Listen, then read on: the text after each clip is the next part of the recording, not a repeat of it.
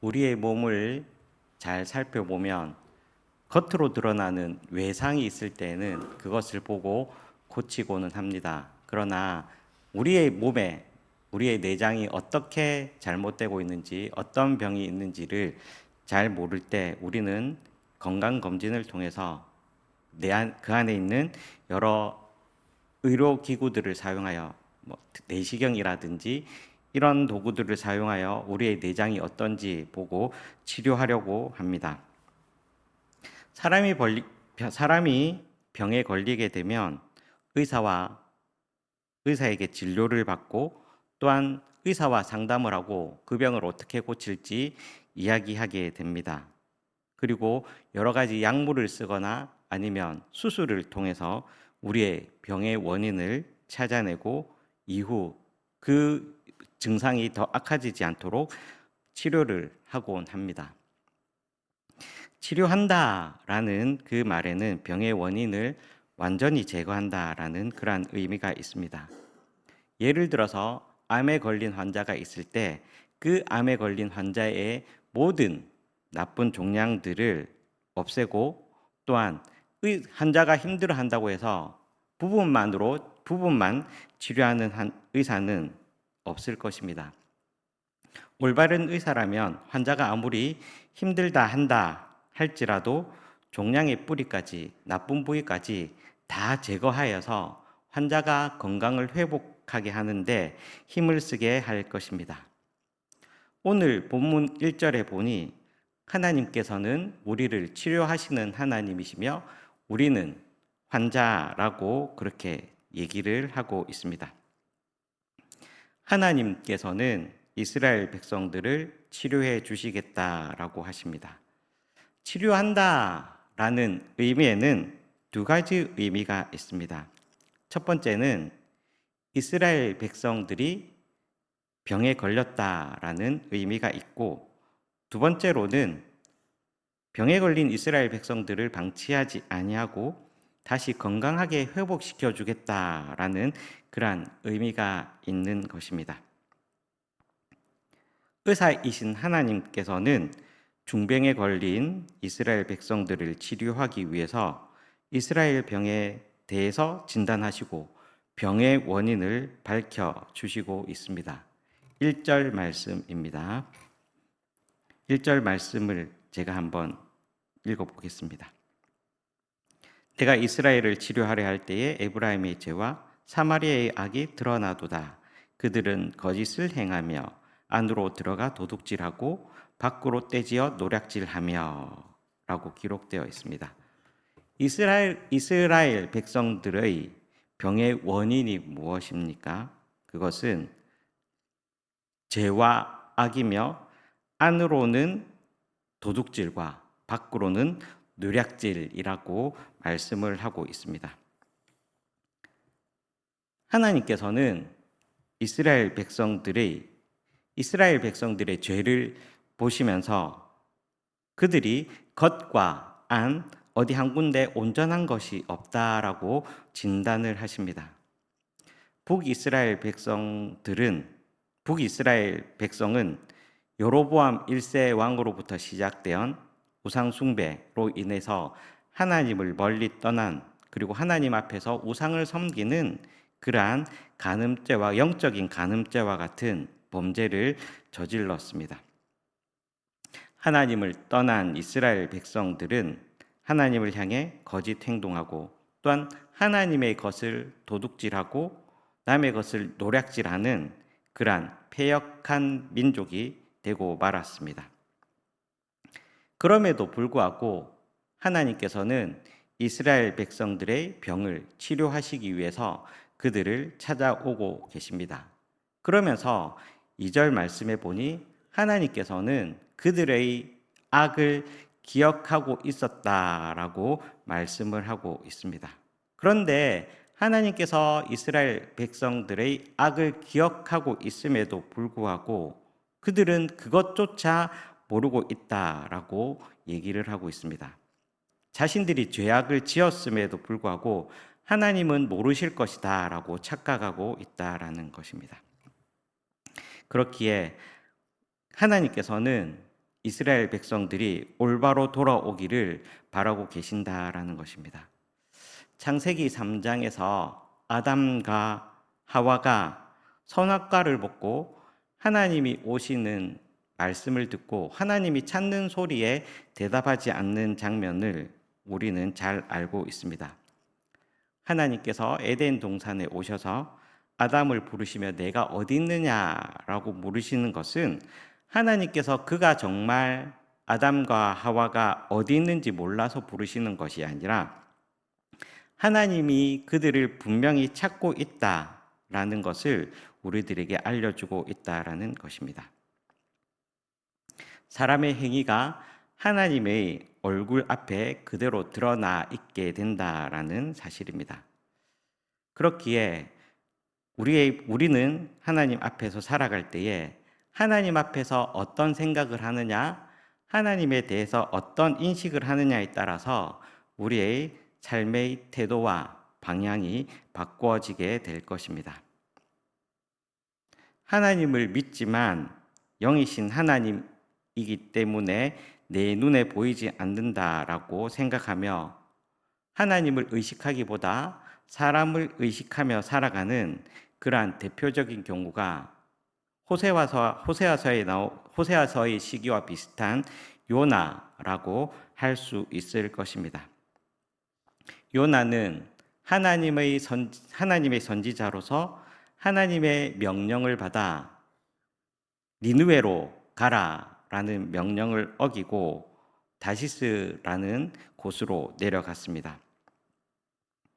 마침 항구에 갔더니 다시스로 가는 배를 타고 하나님이 모를 것이라 생각하고 배의 제일 밑에 내려가 잠을 청하였습니다. 하나님께서는 큰 바람을 일으키셔서 다시스로 가는 그 배에 있는 요나와 여러 사람들을 힘들게 하신 것을 우리는 잘 알고 있습니다. 견디다 못한 요나가 여러 사람들에 의해서 끌려 나오게 되자 하나님이 마치 자기를 안 보고 있는 것처럼 행동하였던 부끄러운 요나의 모습을 우리는 기억하고 있습니다. 내가 다른 곳으로 가면 또 내가 배 밑으로 숨으면 하나님께서는 모르실 것이다 라는 그러한 요나의 착각을 우리는 종종 하고는 합니다. 만약에 하나님께서 우리를 지켜보시며 또한 임마누엘의 하나님이시다라는 것을 인식하고 있다면 우리의 행동과 우리의 태도는 달라지게 될 것입니다. 한편으로 생각해 보면 하나님께서 우리의 모든 것을 다 알고 계시기에 다 알고 계신다라는 사실을 생각해 보면 한편으로는 이것이 무거운 짐으로 또한 삶을 올가매는 그리고 피곤한 것처럼 보일 수도 있을 것입니다. 하나님께서 출애굽한 이스라엘 백성들에게 십계명과 율법을 주신 것은 하나님께서 그들을 속박하고 힘들게 하기 위한 것이 아니라 오히려 하나님의 백성이기 때문에 이스라엘 백성들이 하나님 안에서 어떻게 사는 것이 올바른 것이며 하나님을 기쁘시게 하는 것인가를 깨우쳐 주기 위해서 그리고 그 안에서 참된 자유를 주시기 위한 것이라는 것을 우리는 알고 있습니다. 그런데 구약 시대의 바리새인들은 이러한 십계명과 율법을 그들의 삶의 올무로 전락시켜 버리고 동족인 이스라엘 백성들이 힘들게 했던 그러한 경우였습니다. 바른 신앙인이라면 오히려 나와 함께 동행하시는 그분이 있기에 하나님과 더불어 교제하며 하나님의 능력으로 자신에게 주어진 일에 최선을 다하게 될 것입니다. 이스라엘 백성들은 하나님께서 하나님 안에서 올바로 살아가야 했음에도 불구하고 하나님의 뜻을 제대로 살지 못하였습니다. 대표적인 경우가 호세아서에 나오는 여로보암 시대 이후의 여러 왕들의 경우를 보면 잘 알 수 있습니다. 호세아 이후로 6명의 왕이 나타나며 정권이 교체되게 되는데 그 중에 4번이 쿠데타로 또한 폭정에 의해서 정권이 바뀌게 되었다라는 것입니다. 권력 암투 그리고 음모와 불신앙이 만연한 이 북이스라엘 왕조에 하나님께서는 그들이 하나님 앞에서 올바른 삶을 살지 않고 있다라고 하나님께서는 말씀하고 계십니다. 7절 말씀을 한번 보겠습니다. 7절 말씀입니다. 제가 한번 읽어보겠습니다.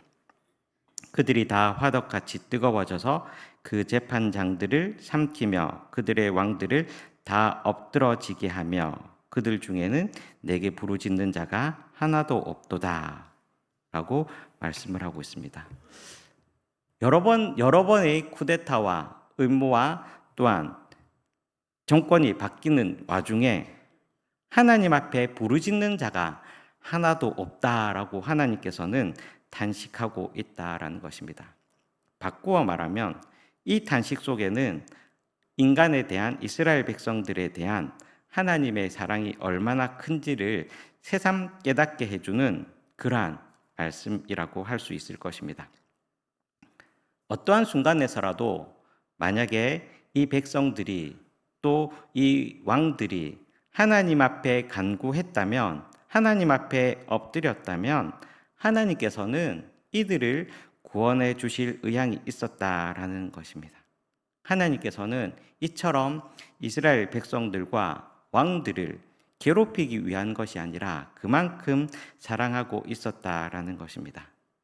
하나님을 제대로 알지 못했기에 정권을 쿠데타로 잡은 왕들은, 지도자들은 하나님을 의지하기보다는 오히려 다른 민족에게 눈을 돌리고 다른 민족을 의지하는 그러한 모습들을 보고 있습니다.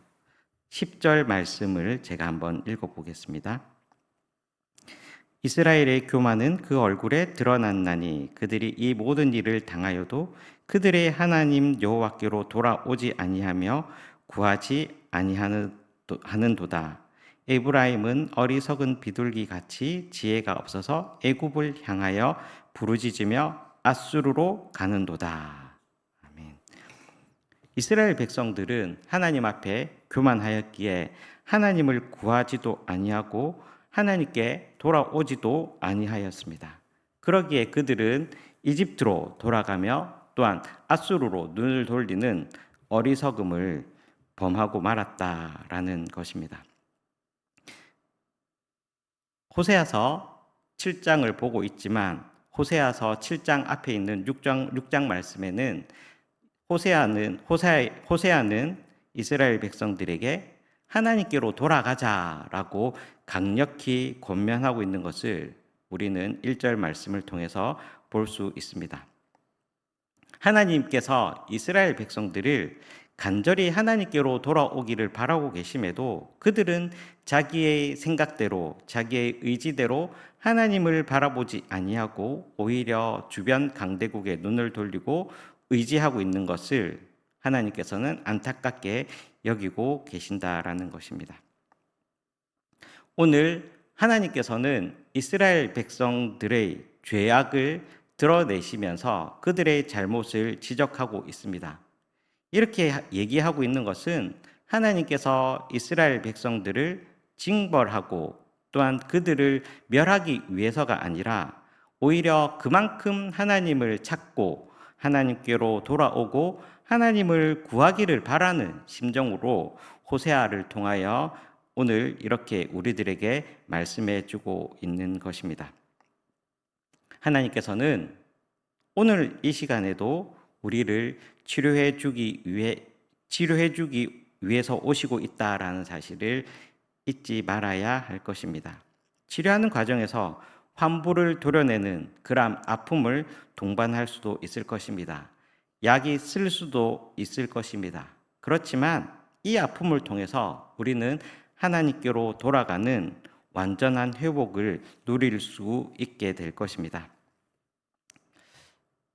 영이신 하나님께서 우리 눈에 보이지 않는다고 하여 하나님의 시선을 의식하지 아니하고 주변의 시선을 의식하는 그러한 삶을 살지 않아야 할 것입니다. 우리의 눈을 덮고 있는 세상적인 욕망, 탐욕, 교만, 이러한 것에서 눈을 떠서 우리의 삶을 하나님께로 고정하는, 우리의 시선을 하나님께로 고정하는 삶을 살 수 있기를 기도합니다. 그리고 그렇게 돼서 우리의 삶 속에서 역사하시는 하나님을 바로 보면서 나와 동행하시는 하나님과 더불어 나를 향하신 하나님의 선하신 뜻을 이루며 살아가는 신앙인의 삶을 살기를 기원합니다. 우리를 너무나도 사랑하셔서 하나님과 더불어 멋지고 아름다운 날들을 만들어 가기를 원하시는 하나님과 오늘 하루도 동행하며 살아가시기를 소원합니다. 오늘 이 말씀이 우리의 모든 삶에 이루어지기를 기도합니다. 같이 기도하겠습니다. 하나님께서 우리를 치료하시기를 원하고 올바른 삶을 사시기를 원한다라는 사실을 말씀을 통해서 기억하게 됩니다.